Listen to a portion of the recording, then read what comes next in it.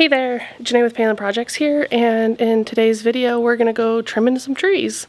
I'll kind of walk you through the steps that I take in order to trim my trees and the process that I kind of go through and just thinking about pruning them. I know it hurts, it just mentally hurts, and you don't necessarily think that it would be good to prune them, but it is. So there's a couple different cases that I like to prune out: dead, dying, or diseased, and then anything that's competing or growing back towards the center of the plant, I try and remove to the best of my ability. So I'll show you a couple examples of that, and then we'll recap at the end. Let's get into it. For this lilac, you don't typically prune lilacs in the spring because you'll take off their buds and their blooms, but I am going to clean up in here all of these suckers. And then this is a good example of, it's not necessarily diseased right here, it's not necessarily diseased or dying, but it is going to damage itself. The wind, will rock these branches back and forth, and then it'll create a wound and introduce disease, or end up breaking off or something like that. So I am probably going to take one or both of those today and then clean up all these suckers in here.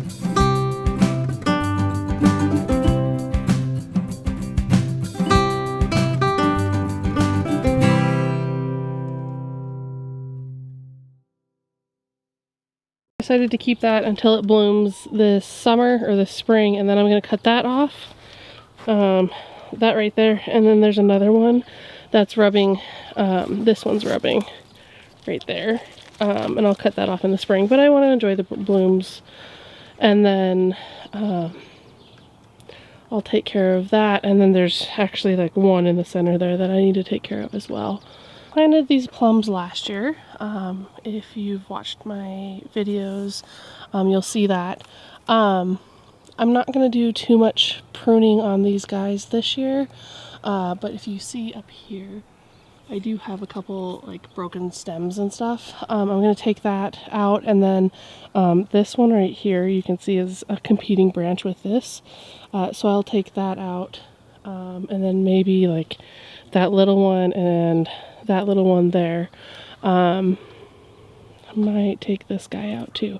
I just don't want to take too much off of these guys because they were brand new bare root last year.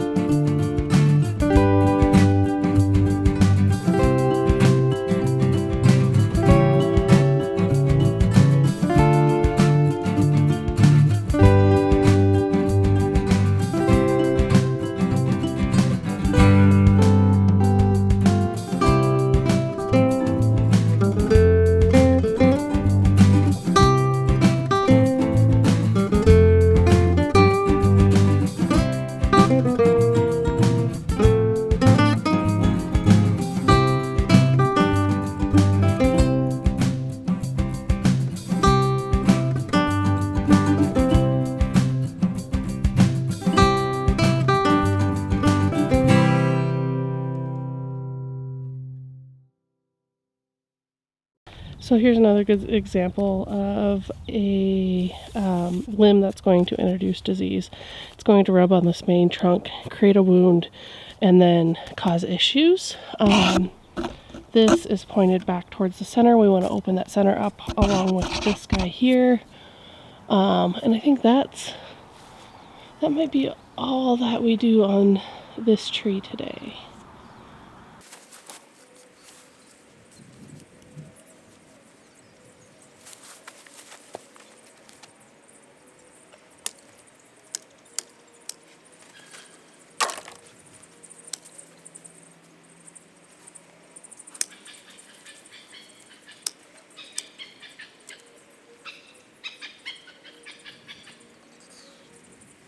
Here we are on our other honeysuckle.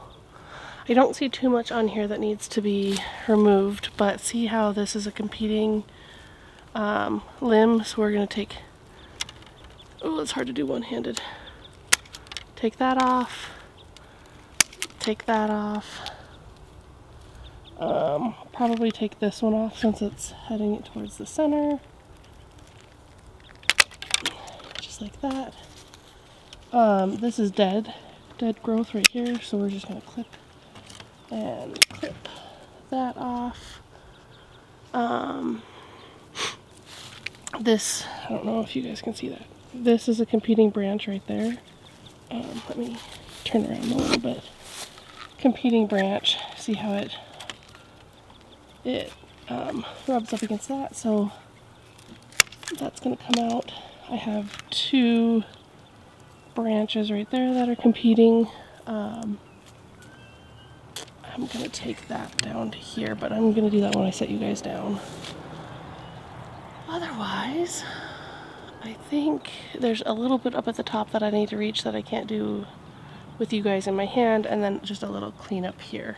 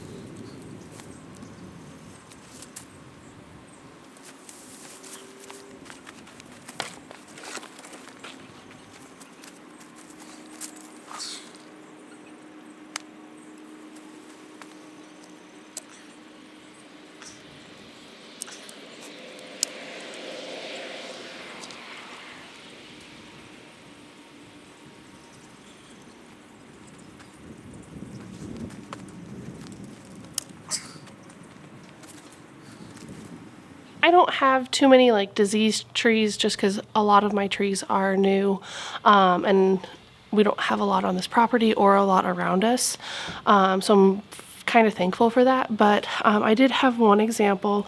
We do have deer around here, and they like to like rub on our trees and stuff. So if you can see, they rubbed on this plum, and I didn't show you guys when I was out there cutting it off because I just wanted to give you a close-up view of it. Hopefully that is focusing. If we can go like this and focus it in for you guys. So that's an example of a cut that you guys want to make, because that, I mean, that could get infected pretty easily, or you know, the tree itself is going to be putting in a lot of energy into repairing that, and I don't necessarily want that. So I did trim it. Thankfully, it was one of the lower branches, so I needed to trim it anyways. I do try and trim the low branches out so that it encourages upward growth. I don't want it, especially my plums, I don't necessarily want them to get too tall, but I do want them to get, you know, decent size so that they can provide shade for our backyard as well. Our apple tree I did limb up. Unfortunately, last year I didn't get out and prune, and that was very evident in my trees this year. A lot of the spindly, weaker branches that I could have pruned out last year, and it would have been a lot easier of a cut, turned into not like monster branches, but a lot more difficult of a branch to prune out this year. So it's just kind of a reminder to go through and just prune out, you know, the weak, spindly, dead, dying, diseased branches every year. You'll have a lot happier trees. Your trees will live longer. They'll grow stronger, and they'll be beautiful. So on my one plum though, I was, the plum and then my one honeysuckle, I was trimming off like little nubbins. You know, they're not going to be viable branches. They'll grow into branches, but they're not going to be strong, healthy branches. They're more, I think of like with the lilac, like the suckers that come up, the water suckers. I think of them more like that. They're not productive, they're not beautiful, they're not strong, they're not healthy. And so you want to definitely like trim those out, make sure that your branches are nice and strong. I am also doing this, it's almost spring here. So end of winter, you can do this honestly probably any time in the winter. I try and do it towards the end of winter just because it's a little nicer on me. Being out here, I think it took me, for the 5 trees, I think it took me roughly 2 hours-ish to do, maybe an hour and a half. So, you know, doing that in the dead of winter, when it's negative 10, 15 degrees out isn't very fun. So this is probably the perfect time. I don't have any, you know, rain, snow, or anything like that in the forecast. Honestly, it is Montana though, so it could change. But I do try and give my trees, you know, a couple good days to hopefully, like, those wounds will hopefully dry out and heal over that I made today. Just so that we're not, you know, introducing any disease or issues into open wounds like that. The other thing I did, and I'm gonna try and show it when I edit the video. If I don't, just know that I did this. Alcohol wiped my pruning shears and my my pruning shears and my cutting tools before I switched trees. So when I went to a new tree, I just sterilized my equipment, and that's because if one tree has, like my apple tree, if it has blight, I don't want to transfer that blight to my plum trees, or if the honey locust trees have disease, I don't want to transfer that to my fruit trees, which I did those at the end, but regardless, just take an alcohol wipe and wipe down your shears after each tree. You should do it after each cut. Again, I don't think I have any disease on any of my trees at this time. I don't have blight on my apple tree, which I'm very thankful for because there is blight in this valley.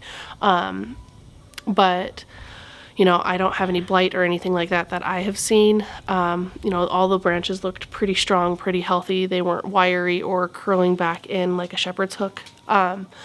So I didn't necessarily sterilize my my cutting utensils after each cut. I just sterilized them before and after I did the cutting. I did sterilize them before I started cutting as well because I used them last year, and I didn't necessarily, I don't remember, I don't think I did. I don't think I sterilized them when I put them away for winter. So just, you know, it took me nothing to run an alcohol wipe over the top of them before and after each tree, and that just makes sure and preserves each one of my different trees that we have. Now, we do have one more tree. You might have seen it in some of my other videos when I've been videoing outside. I have a tree in the center of my back row. It died last year. I thought it was going to come back. I really did. I hoped all summer that it was going to come back, and it didn't. So we're going to be digging that tree out this year, and I'm hopefully going to get either like a first, second year tree. I'm thinking I'm going to put a persistent crabapple there. I think that would be a nice like centerpiece to my backyard. They're beautiful, and they don't really create a mess because they're persistent. I think that's the word for it. So they hold on to their fruit. They don't drop it like many of the other crab apples do. So I think it would be beautiful. I really do. I want something that flowers and that's beautiful. The honey locust trees are beautiful. They have great fall color. They're a great shape. I really enjoy looking at them. But I want something that flowers in the spring as well. So stick around, and I hope you enjoyed watching, and I hope you learned something about pruning your trees. If you have any questions or anything like that, please feel free to put them in the comments, and I'll see you in the next project. Bye guys.